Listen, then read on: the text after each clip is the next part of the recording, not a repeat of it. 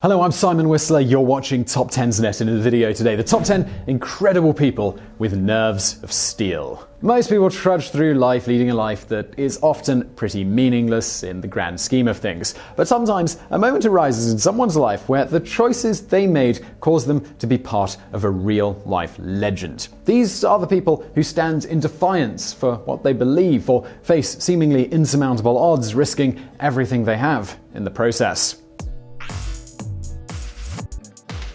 Number 10. Alan Magee. Alan Magee defied death, falling at 22,000 feet without the aid of a parachute. He was an American airman who decided to jump out of his B-17 Flying Fortress while fighting in World War II.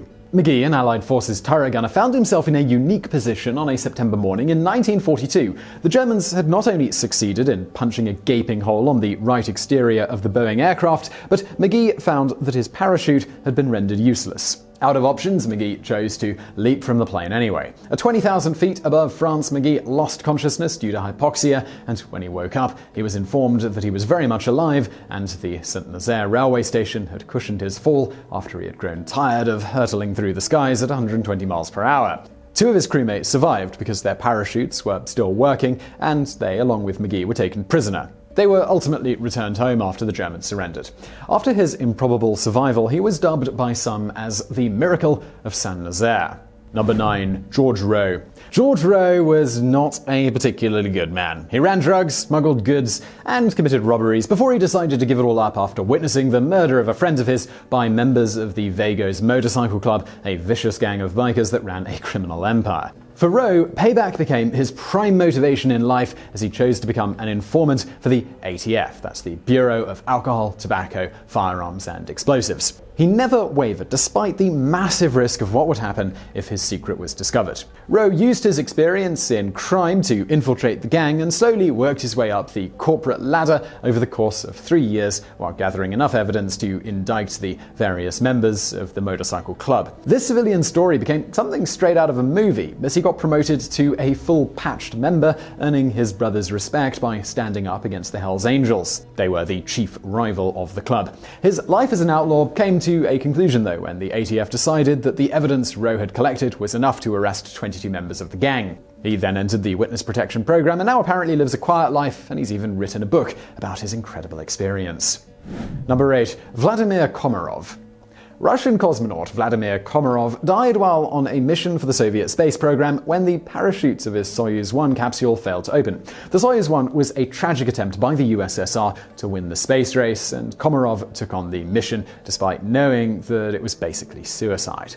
What truly makes him a hero, though, is that he commanded the mission on his own just to protect a close friend. Apparently, he had the opportunity to back out, but pushed forward to save his friend from this death mission. So, why do we make so much mention of this friend? Well, that's because that guy was Yuri Gagarin, the first human to fly into outer space. Gagarin and Komarov were inseparable, with Gagarin serving as second-in-command to Komarov for the Soyuz 1 program. He had written a letter to Russian officials raising concerns about the defective system and the safety of that mission, a plea that was sadly ignored. Komarov's sacrifice, though, it didn't keep Gagarin alive long, though, as his friend died in 1968 when the MiG-15 he was piloting crashed. This was almost a year after Komarov's ill-fated journey. Number 7. Dato Terumune. Born and brought up surrounded by strict honor codes and warring rival factions, only instills a sense of courage and will in a samurai, something that is rarely seen elsewhere. But often their stories and exploits are filled with myth and folklore, and it's simply impossible to ascertain their credibility. Dato Masamune is perhaps one of the most widely known samurai to have ever lived, his life and deeds fictionalized and immortalized by television and cinema. He was a widely regarded tactician, and his skill as a samurai and his bravery on the battlefield, the stuff of legend. However, one day, a man named Hatakeyama Yoshitsuga decided that Masamune's scourge had to end, and he kidnapped his father, Date Terumune. Dato Masamune rushed to his father's rescue, and with his eye for tactics, he ambushed the clan before Hatakeyama reached the safety of the castle. Hatakeyama began to bargain for his life with Masamune, holding his father at knife point, but Terumune had other plans. He ordered his son to chop both of them to regain his honor that was lost when Hatakeyama kidnapped him from his own palace, which was a stone-cold, badass declaration that left Yoshitsuga without options and Terumune with an honorable, ballsy death that was probably accompanied by a pretty epic guitar riff. Number 6. Priyanshu Joshi. 10-year-old Priyanshu Joshi and his older sister Priyanka were on their way to school when a leopard appeared out of nowhere and attacked Priyanka. Apparently, this is the kind of thing that happens in India. Priyanka was the closest thing Priyanshu had to a mother, and he was in no mood to let anything hurt her, not even a 250-pound leopard. He proceeded to attack this leopard with his bare hands, succeeding in turning its attention to himself. Priyanshu had grown up watching the Indian equivalent of Power Rangers and mimicked their moves using the closest thing he had to a weapon, which was his school bag. The leopard, apparently seeing his skills, decided to go on its way. And by the way, I was not kidding when I said that this is something prevalent in India. Indeed, people find themselves the constant prey of marauding animals, especially elephants, tigers, and leopards. A staggering 80,000 people have been killed by animals in the last decade within the nation. Number 5. Daniel Maburagu. Kenyans are renowned for their ability to win marathons, but even that's less impressive than what this 73-year-old Kenyan farmer achieved. Daniel Maburagu was tending to his crops armed with a machete when a passing leopard decided to challenge him to a duel. Not wanting to harm the animal, the generally placid Maburagu dropped the machete, but the leopard, who clearly had no time for honor, charged and pounced. Amazingly, Maburagu calmly stuck his hands into the mouth of this vicious carnivore, patted around, found the leopard's tongue, and ripped it clean out of the cat's mouth. His method for combating this animal, crazily enough, actually earned him nods of approval from wildlife experts. They generally agreed that if he'd have used the sharp weapon against the leopard, it would have only proved useless. Basically, he wouldn't have been able to compete with the animal's speed and extreme agility. He actually later became a local celebrity because, of course he did. He ripped out an attacking leopard's tongue. Number 4. Yusuf Alchagirov. If the story of a guy ripping a leopard's tongue out isn't badass enough for you, here's a ridiculous account of an octogenarian who battled a giant bear. Yusuf Alchagirov, an 80-year-old shepherd from Russia, was picking raspberries for his favorite pie when he noticed a huge grizzly bear spying on him. His immediate instinct was to flee, but gave up that idea when he'd come to terms with the fact that the bear showed no signs of letting him get off that easy.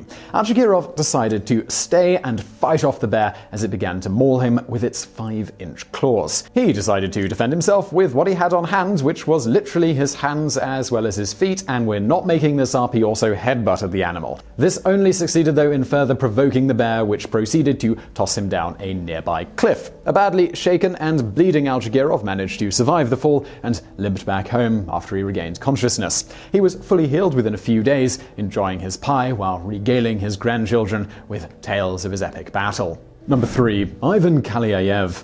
Meet Ivan Kalyayev, a poet, student activist, and, an assassin with a sense of morality. This 28-year-old member of the Socialist Revolutionary Party was arrested by the police after he assassinated the Grand Duke Sergei Alexandrovich and then refused to flee the scene. His sense of morality was further shown when the widow of the Grand Duke visited him in jail while he was waiting for the hangman. The mourning Grand Duchess pardoned her husband's killer and agreed to support him in his appeal against the execution, but shockingly, he respectfully refused the clemency from the lady that he recently made a widow, replying, "I do not repent. I must die for my deed, and I will. My death will be more useful to my cause than Sergei Alexandrovich's death."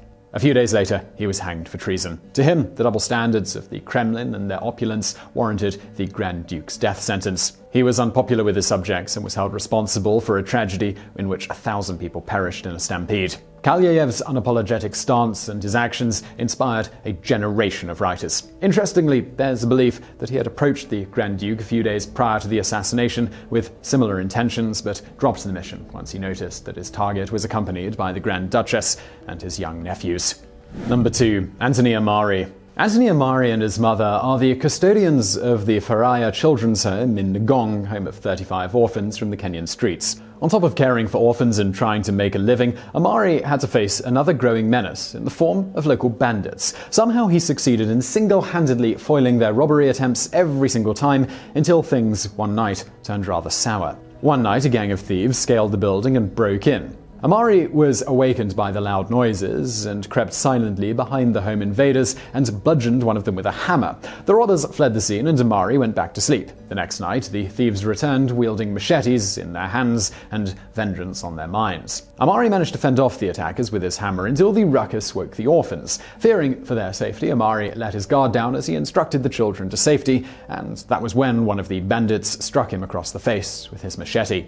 Bleeding profusely, with his vision faltering, Omari still managed to regain his composure and fight off the attackers. It took 11 stitches to close his wound, but in a fortunate turn of events, a Penn State student named Ben Hardwick heard of the incident and posted a plea on Reddit for $2,000 in donations for Omari's orphanage. The internet community managed to round up $80,000, which was more than enough to turn the ramshackle house into a decent facility.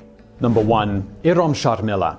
Social activist Irom Sharmila was 28 years old when an incident gripped her community with fear. The Indian Army had opened fire on a group of civilians waiting for a bus. This gruesome incident, which later came to be known as the Malom Massacre, horrified Sharmila so much that she began a fast protesting against the Indian government. She demanded anti-corruption acts and the immediate repealing of a government-ordered act that granted the Indian Army special powers in conflict-ridden areas. Local authorities were not impressed by the young lady's display of extraordinary will and tried to curb her revolt by having her arrested for attempting to commit suicide, an offense punishable under the Indian Penal Code with a fine and jail time of up to a year. Their plans only resulted in failure as Sharmila resisted force-feeding.